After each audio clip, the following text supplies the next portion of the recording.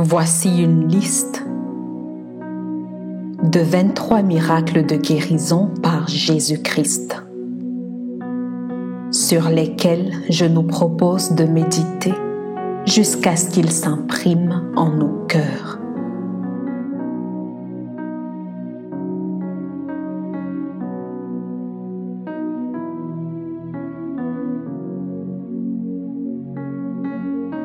La qualité de notre stabilité reflète ce sur quoi nous prenons appui.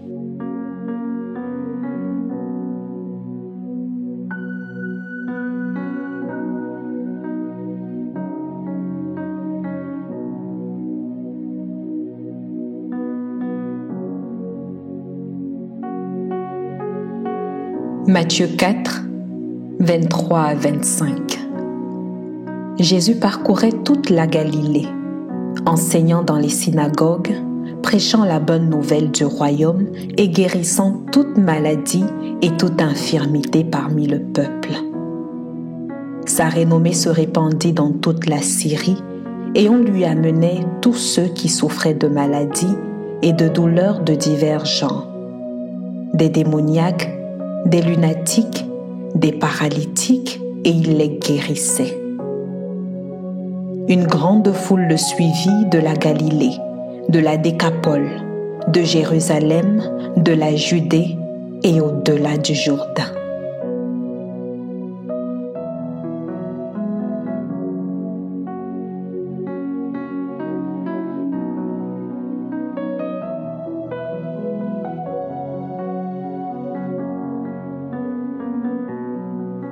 Matthieu 8, 14 à 15. Jésus se rendit ensuite à la maison de Pierre, dont il vit la belle-mère couchée et ayant la fièvre. Il toucha sa main et la fièvre la quitta, puis elle se leva et le servit.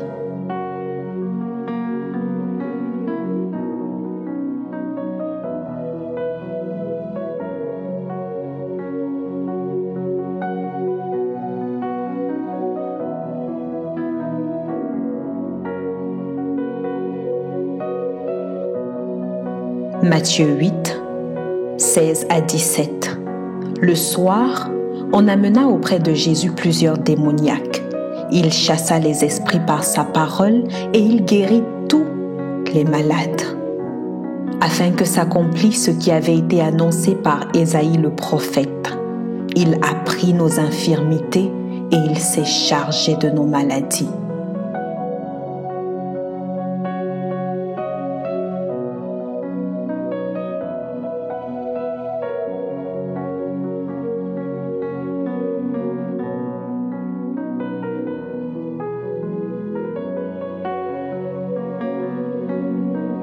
Matthieu 8, 23 à 27.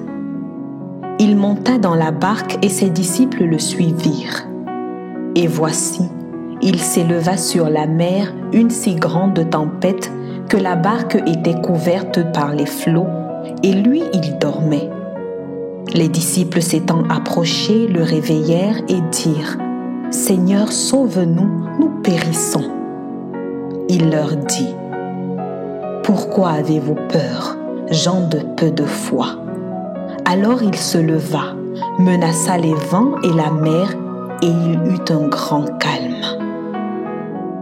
Ces hommes furent saisis d'étonnement. « Quel est celui-ci, disaient-ils, à qui obéissent même les vents et la mer ?»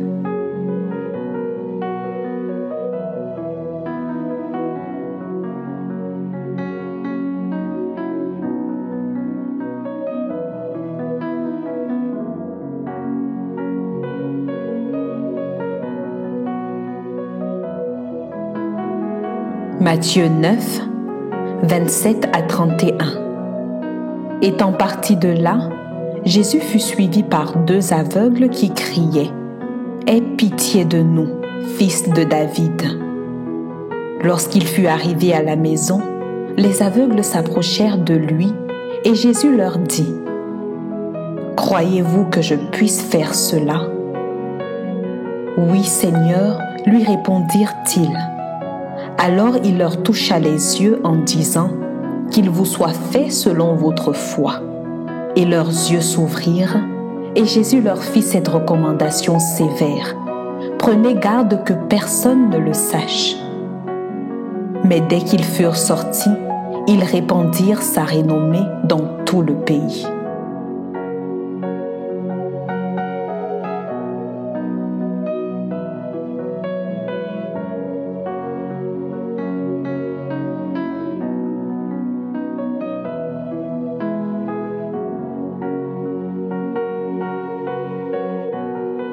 Matthieu 9, 32 à 33. Comme il s'en allait, voici, on amena à Jésus un démoniaque muet. Le démon ayant été chassé, le muet parla. Et la foule étonnée disait, « Jamais pareille chose ne s'est vue en Israël. »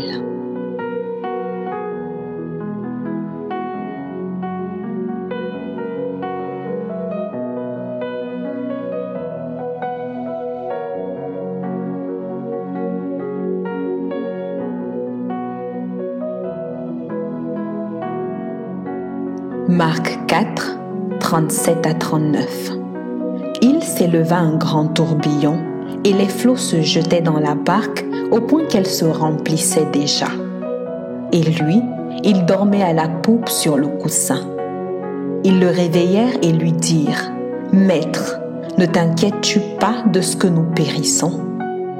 S'étant réveillé, il menaça le vent et dit à la mer, « Silence, tais-toi !» Et le vent cessa, et il eut un grand calme.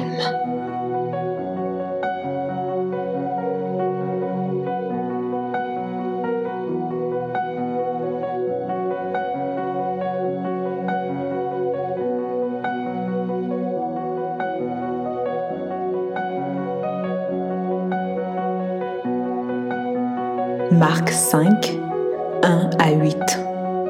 Ils arrivèrent à l'autre bord de la mer, dans le pays des Gadaréniens. Aussitôt que Jésus fut hors de la barque, il vint au-devant de lui un homme sortant des sépulcres et possédé d'un esprit impur. Cet homme avait fait sa demeure dans les sépulcres et personne ne pouvait plus le lier, même avec une chaîne. Car souvent, il avait eu des fers aux pieds et avait été lié de chaînes, mais il avait rompu les chaînes et brisé les fers, et personne n'avait la force de le dompter. Il était sans cesse, nuit et jour, dans les sépulcres et sur les montagnes, criant et se meurtrissant avec des pierres.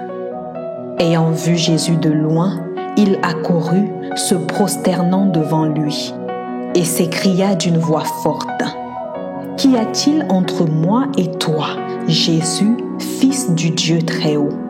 Je t'en conjure, au nom de Dieu, ne me tourmente pas. » Car Jésus lui disait, « Sors de cet homme, esprit impur. »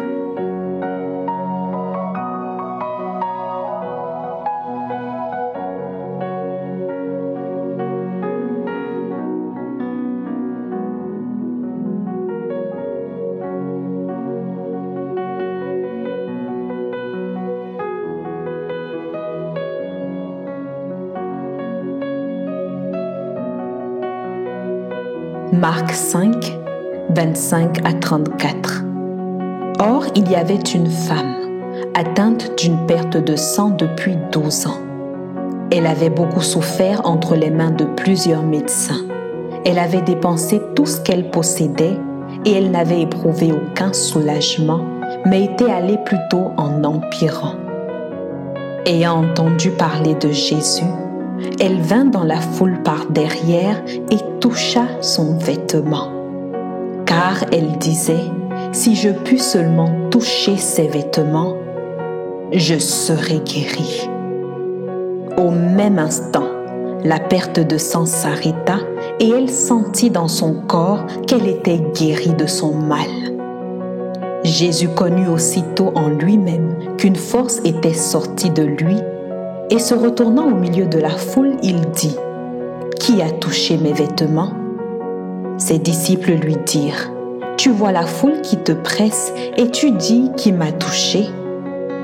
et il regardait autour de lui pour voir celle qui avait fait cela. La femme effrayée et tremblante, sachant ce qui s'était passé en elle, vint se jeter à ses pieds et lui dit toute la vérité. Mais Jésus lui dit, « Ma fille, ta foi t'a sauvée, va en paix et sois guérie de ton mal. »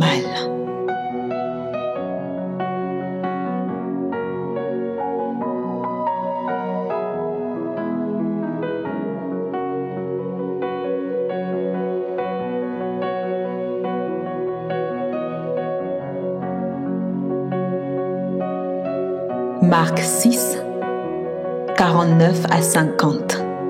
Quand ils le virent marcher sur la mer, ils crurent que c'était un fantôme et ils poussèrent des cris. Car ils le voyaient tous et ils étaient troublés.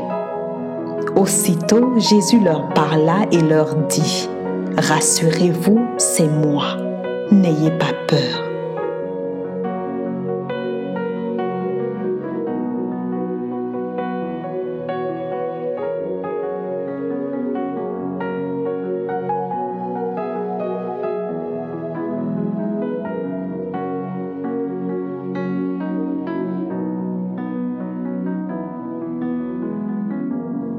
Luc 5, 17 à 20.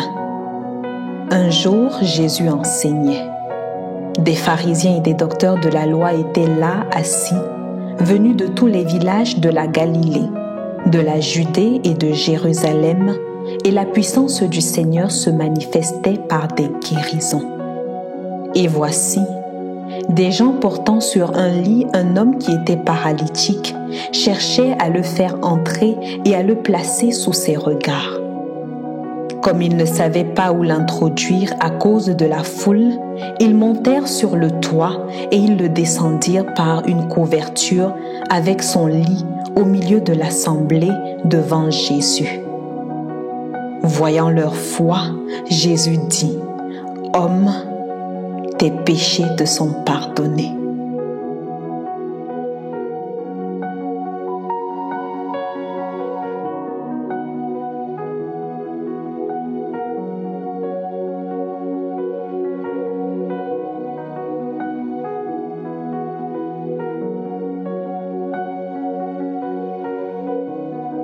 Luc 5, 21 à 26. Les scribes et les pharisiens se mirent à raisonner et à dire, « Qui est celui-ci qui profère des blasphèmes? Qui peut pardonner les péchés si ce n'est Dieu seul? » Jésus, connaissant leurs pensées, prit la parole et leur dit, « Quelle pensée avez-vous dans vos cœurs? Lequel est plus aisé de dire, « Tes péchés te sont pardonnés » ou de dire « Lève-toi et marche ». Or, afin que vous sachiez que le Fils de l'homme a sur la terre le pouvoir de pardonner les péchés, je te l'ordonne, dit-il au paralytique, « Lève-toi, prends ton lit et va dans ta maison. » Et, à l'instant, il se leva en leur présence, prit le lit sur lequel il était couché et s'en alla dans sa maison, glorifiant Dieu. Tous étaient dans l'étonnement et glorifiaient Dieu. Remplis de crainte, ils disaient, « Nous avons vu aujourd'hui des choses étranges. »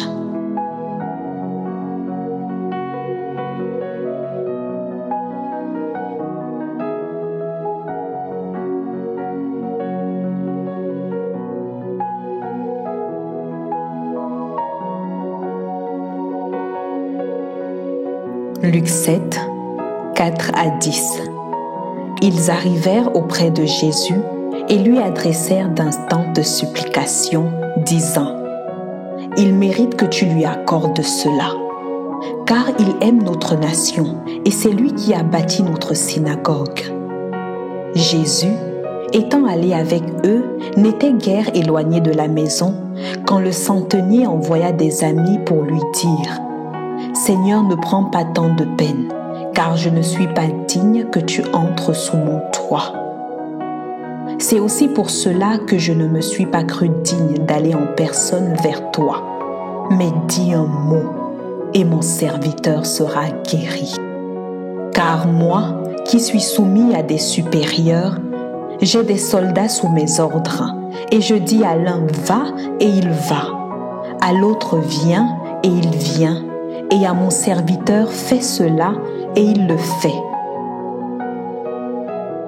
Lorsque Jésus entendit ces paroles, il admira le centenier et se tournant vers la foule qui le suivait, il dit : Je vous le dis, même en Israël, je n'ai pas trouvé une aussi grande foi.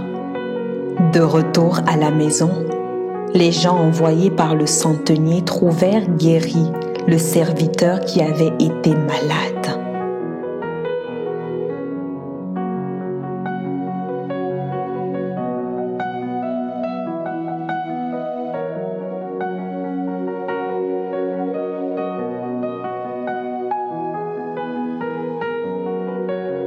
Luc 7, 11 à 15. Le jour suivant, Jésus alla dans une ville appelée Naïn. Ses disciples et une grande foule faisaient route avec lui. Lorsqu'il fut près de la porte de la ville, voici on portait en terre un mort, fils unique de sa mère, qui était veuve. Et il y avait avec elle beaucoup de gens de la ville. Le Seigneur l'ayant vue, fut ému de compassion pour elle et lui dit : Ne pleure pas. Il s'approcha et toucha le cercueil. Ceux qui le portaient s'arrêtèrent. Il dit : Jeune homme, je te le dis, lève-toi. Et le mort s'assit et se mit à parler. Jésus le rendit à sa mère.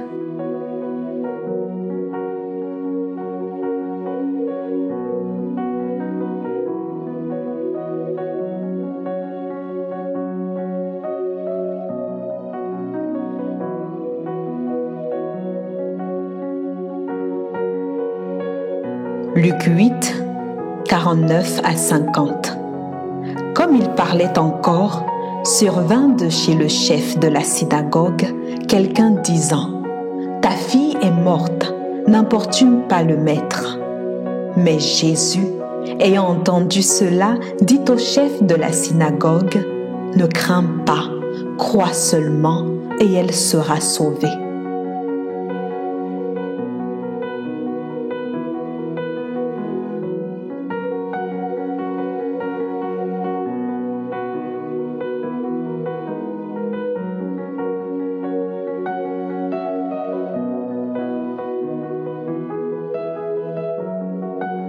Luc 8, 51 à 56. Lorsqu'il fut arrivé à la maison, il ne permit à personne d'entrer avec lui, si ce n'est à Pierre, à Jean et à Jacques, et au père et à la mère de l'enfant. Tous pleuraient et se lamentaient sur elle. Alors Jésus dit : Ne pleurez pas, elle n'est pas morte, elle dort. Et ils se moquaient de lui, sachant qu'elle était morte. Mais il la saisit par la main et dit d'une voix forte : Enfant, lève-toi. Et son esprit revint en elle, et à l'instant elle se leva, et Jésus ordonna qu'on lui donnât à manger. Les parents de la jeune fille furent dans l'étonnement, et il leur recommanda de ne dire à personne ce qui était arrivé.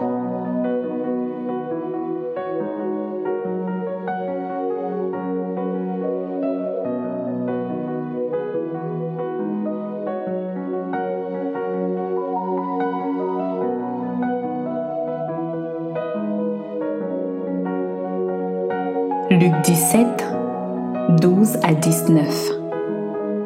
Comme il entrait dans un village, 10 lépreux vinrent à sa rencontre, se tenant à distance.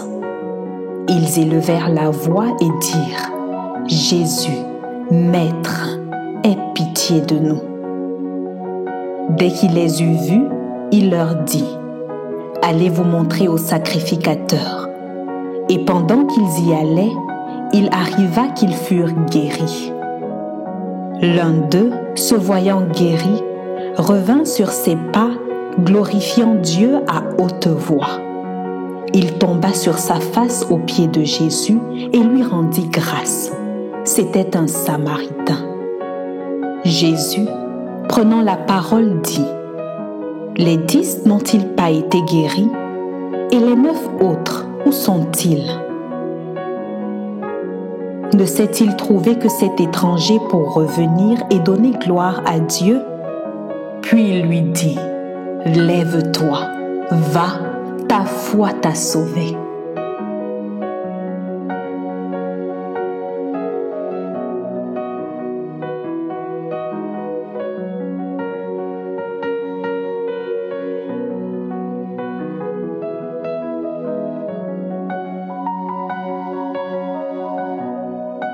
Luc 18, 35 à 43. Comme Jésus approchait de Jéricho, un aveugle était assis au bord du chemin et mendiait.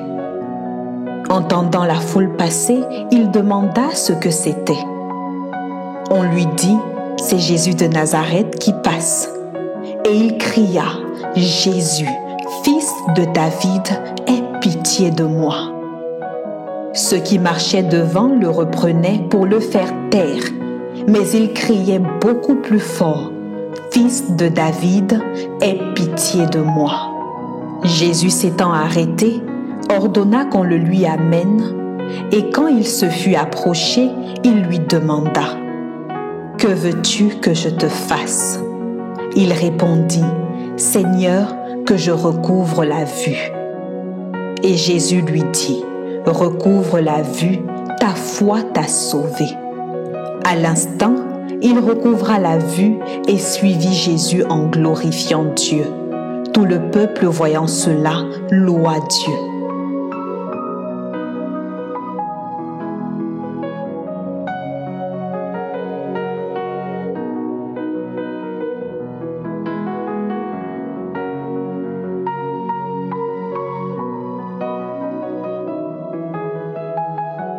Jean 4, 46 à 51. Il retourna donc à Cana en Galilée, où il avait changé l'eau en vin. Il y avait à Capernaum un officier du roi dont le fils était malade. Ayant appris que Jésus était venu de Judée en Galilée, il alla vers lui et le pria de descendre et de guérir son fils qui était près de mourir. Jésus lui dit : « Si vous ne voyez des miracles et des prodiges, vous ne croirez point. » L'officier du roi lui dit : « Seigneur, descends avant que mon enfant meure. » « Va, lui dit Jésus, ton fils vit. » Et cet homme crut à la parole que Jésus lui avait dite, et il s'en alla. Comme déjà il descendait, ses serviteurs venant à sa rencontre lui apportèrent cette nouvelle : « Ton enfant vit. »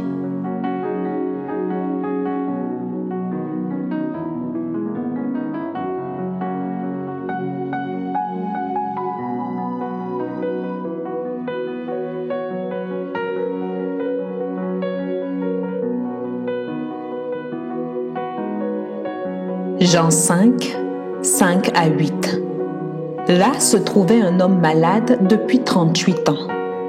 Jésus l'ayant vu coucher et sachant qu'il était malade depuis longtemps, lui dit : « Veux-tu être guéri ? » Le malade lui répondit : « Seigneur, je n'ai personne pour me jeter dans la piscine quand l'eau est agitée. Et pendant que j'y vais, un autre descend avant moi. » « Lève-toi, lui dit Jésus, prends ton lit et marche. » Aussitôt, cet homme fut guéri. Il prit son lit et marcha. C'était un jour de sabbat.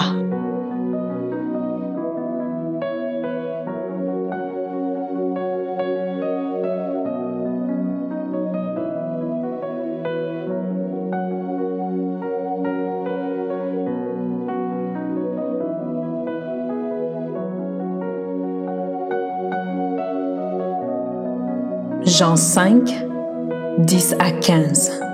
Les Juifs dirent donc à celui qui avait été guéri : « C'est le sabbat, il ne t'est pas permis d'emporter ton lit. » Il leur répondit : « Celui qui m'a guéri m'a dit, prends ton lit et marche. Ils lui demandèrent, qui est l'homme qui t'a dit, prends ton lit et marche? Mais celui qui avait été guéri ne savait pas qui c'était, car Jésus avait disparu de la foule qui était en ce lieu. Depuis, Jésus le trouva dans le temple et lui dit, « Voici, tu as été guéri, ne pêche plus, de peur qu'il ne t'arrive quelque chose de pire. » Cet homme s'en alla et annonça aux Juifs que c'était Jésus qui l'avait guéri.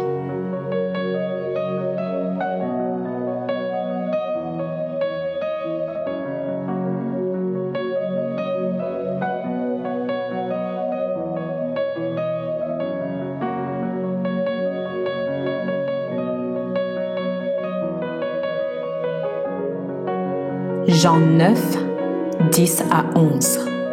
Ils lui dirent donc, « Comment tes yeux ont-ils été ouverts ?» Il répondit, « L'homme qu'on appelle Jésus a fait de la boue, a oint mes yeux et m'a dit, « Va au réservoir de Siloé et lave-toi. » J'y suis allé, je me suis lavé et j'ai recouvré la vue.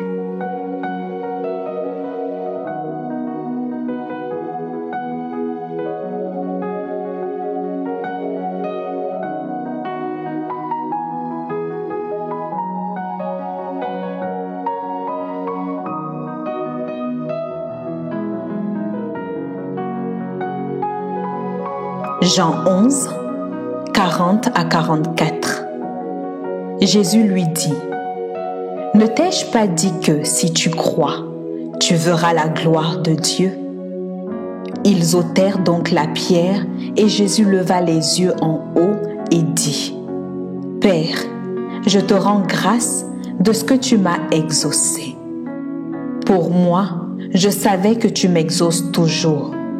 Mais j'ai parlé à cause de la foule qui m'entoure, afin qu'ils croient que c'est toi qui m'as envoyé. » Ayant dit cela, il cria d'une voix forte, « Lazare, sors !» Et le mort sortit, les pieds et les mains liés de bandes et le visage enveloppé d'un linge. Jésus leur dit, « Déliez-le et laissez-le aller. » Amen.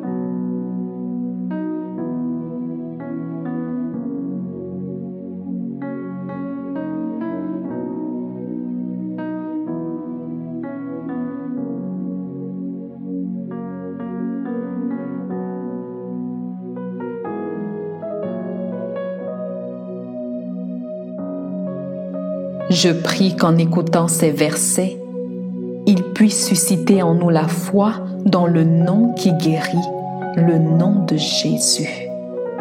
Selon qu'il est écrit dans Romains 10, 17. Ainsi la foi vient de ce qu'on entend, et ce qu'on entend vient de la parole de Dieu. Amen.